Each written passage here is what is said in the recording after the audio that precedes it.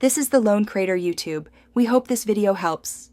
Start by gathering 2 cups of cold, cooked rice and separate any clumps with a fork to prevent steaming during frying.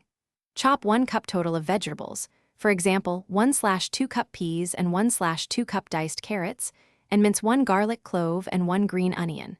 Measure 1 tablespoon soy sauce and 1 teaspoon sesame oil for flavor.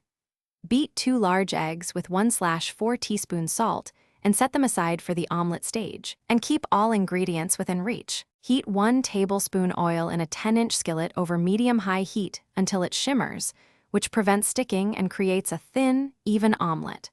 Pour in the beaten eggs and tilt the pan so the eggs spread into a layer about 1/8 inch thick.